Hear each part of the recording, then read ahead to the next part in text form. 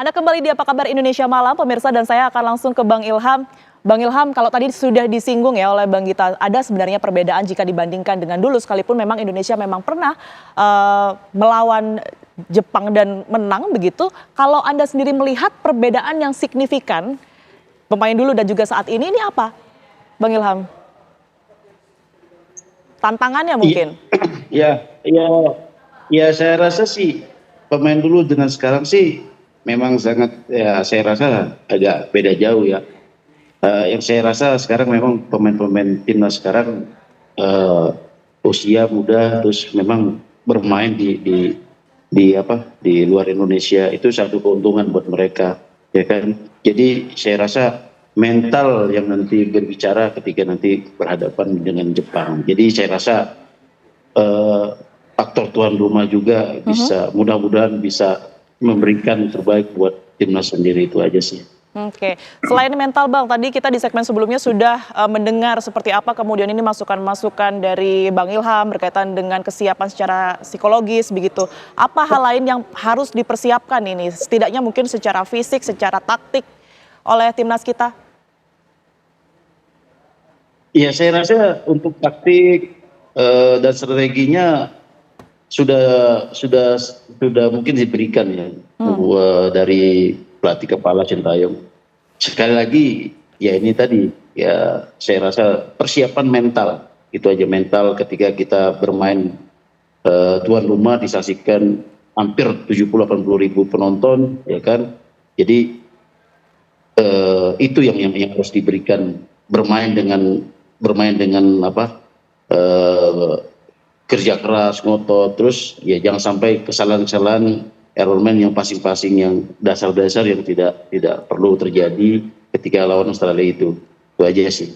Baik, saya ke Bang Gita. Bang Gita, tadi kita berbicara mengenai seperti apa kemungkinan taktik atau strategi yang dikeluarkan oleh Coach Sintayong begitu ya. Kalau kita berbicara mengenai Kevin Dix ini kan sebenarnya bisa di mana saja begitu ya Bang.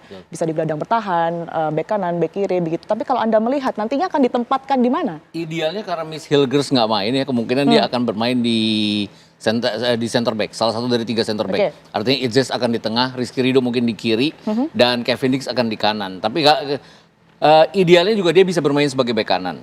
Ini karena center back, kenapa? Karena tidak ada Miss Hilgers. Nah, mungkin bek kanannya akan jadi milik Yaakob Sayuri ya. Tapi intinya adalah kemampuan dari Kevin Dix untuk maju ke depan dan cetak gol.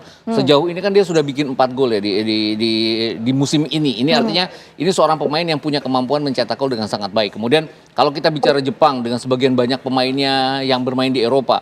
Kemarin kan pada saat mereka terbang ke sini ada 6 pemain yang harus kembali ke Jepang karena pesawat mereka mengalami kerusakan. Itu 6 pemain lokal, artinya 17 lainnya kan dari Eropa.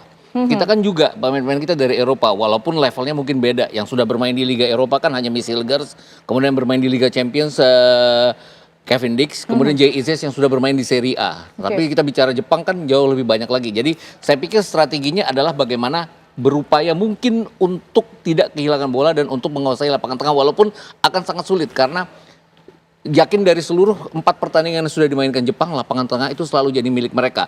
Tapi kalau saya lihat dari catatan statistik, ada satu bukan cacat ya sebenarnya, agak kekurangan Jepang adalah mereka sering melakukan pelanggaran. Mereka 20 kali melakukan pelanggaran pada saat melawan China, tapi tidak ada satu kartu kuning pun. Artinya pelanggaran itu benar-benar soft, punya disiplin untuk tidak melakukan pelanggaran yang kedua. Juga pada saat melawan Bahrain, mereka ada 12 kali pelanggaran, jauh lebih banyak dari Bahrain. Melawan Arab Saudi juga, dan terakhir melawan Australia juga. Tapi mereka benar-benar disiplin pada saat telah melakukan pelanggaran, mereka disiplin kembali untuk bermain seperti biasa. Ini yang harus kita manfaatkan, pelanggaran mereka sebanyak mungkin untuk agak merusak permainan mereka. Mungkin agak riskan, tapi itu saya rasa strategi yang mungkin bisa berhasil kalau kita ingin mengimbangi Jepang di lapangan tengah. Ya? Oke, tadi sudah disinggung juga bahwa ada nama-nama yang mungkin diprediksi akan bisa menggantikan Miss Hilgers gitu ya. Tapi kalau dilihat ketidakhadiran dari Miss Hilgers sendiri ini berpengaruh tidak sih? Sisi lain, Miss Hilgers waktu melawan China kan agak cedera juga dia ya. Jadi dia tidak dalam permainan terbaiknya, kemudian dia diganti di babak kedua. Tapi melawan Bahrain dia luar biasa. Ini artinya mungkin ada kekurangan kita, ada ada ketimpangan kita pada saat tidak ada Hilgers, tapi adanya Kevin Dix juga akan memperbaiki itu. Kemudian kita masih punya Hubner pada saat plannya tidak jalan, salah satu dari Rizky Ridho, Jay Itzes ataupun Kevin Dix bisa diganti dengan Hubner. Walaupun riskan ya kalau melihat emosinya Hubner pada saat pertandingan memasuki masa-masa krusial ini, yang sering dia tidak bisa tahan emosi. Itu yang harus dia tahan jadinya. Jadi gantinya Hilgers nanti kemungkinan besar akan siapa Bang? Karena Kevin tadi kan Dix sudah disebut kayaknya ya. Kevin Dix ya. Bagaimana Rizky Ridho? Rizky Ridho akan di kiri, Jay Itzes akan di center back tengah. Oke, tapi kembali lagi, kalau tadi kita sudah membahas mengenai bagaimana kesiapan timnas kita gitu ya, bersama juga dengan Bang Ilham. Kalau Anda sendiri melihat kesiapan kita dengan itu tadi ya, data-data bahwa Jepang sendiri posisinya ini masih ada di ranking tertinggi FIFA, begitu pula juga diimbangi dengan kita bisa saja cukup percaya diri karena saat ini tuan rumah, begitu. Seperti apa? Kita sebenarnya kalau masalah mental yang sering digadang-gadang orang bahwa kita harus punya mindset untuk menang melawan Jepang. Ini pemain-pemain kita sekarang kan banyak yang bermain di Eropa. Mindset mereka pasti oke. Kalaupun mereka kalah, ya mereka memang kalah kualitas itu aja. Jadi saya nggak yakin bahwa mental akan mental akan membuat mereka kalah. Mentalnya sih sudah ada. Cuman persoalannya adalah secara level di klubnya Jepang tuh kan Mitoma mainnya di Brighton Premier League, kemudian Endo mainnya di Liverpool, kapten Jepang itu juga Premier League, kemudian ada yang di Freiburg, kemudian seperti Minamino dia bermain di Liga Perancis di Monaco. Jadi ini pemain-pemain yang sudah biasa bermain di level tertinggi kompetisi di Eropa, sedangkan pemain-pemain Eropa kita kan levelnya agak di bawah mereka. Ini yang mungkin secara kualitas kita kalah dari Jepang. Itu tadi yang saya bilang, secara mental kita pasti oke dengan tim yang kita miliki sekarang, tapi secara kualitas ya kita memang ada di bawah Jepang. Untuk formasinya seperti apa? 3-4-3 sih saya tetap bilang ya. 3-4-3 lawan 3-6-1. Nah, 6-nya Jepang ini yang benar-benar harus kita waspadai. Kenapa itu Bang? Karena ini banyak sekali kemampuan Jepang untuk balance antara menyerang dan bertahan ini yang luar biasa. Kemudian mereka kan sepanjang 4 pertandingan baru kebobolan 1 kali. Mungkin mereka banyak sekali melakukan counter attack. Dari jumlah 15 gol yang sudah mereka lakukan, itu 9 diantaranya counter attack. Jadi lebih dari setengahnya counter attack. Tapi itu artinya adalah sisi pertahanan mereka yang luar biasa. 3 back sejajar mereka ini, 3 center back sejajar mereka ini sangat luar biasa. Ini yang harus kita bongkar. Nah, 4 pertandingan sebelumnya kita kesulitan juga membongkar pertahanan lawan. Terutama pada saat kita di kandang terakhir melawan Australia. Kita 0-0 dengan kita hampir sepanjang 90 menit bertahan. Ini yang saya lihat agak sulit juga untuk kita bisa mengimbangi Jepang. Tapi siapa tahu dengan penyelamatan yang dilakukan oleh PAS selama ini akan membawa perubahan bagi permainan kita. Oke, kita ke Bang Ilham. Bang Ilham, kalau Anda melihat peluang kita, peluang timnas begitu ya untuk menang di laga besok ini seperti apa, Bang Ilham? Saya rasa ya memang cukup berat juga sih, ya kan? Apalagi yang dikatakan Bung tadi betul sekali.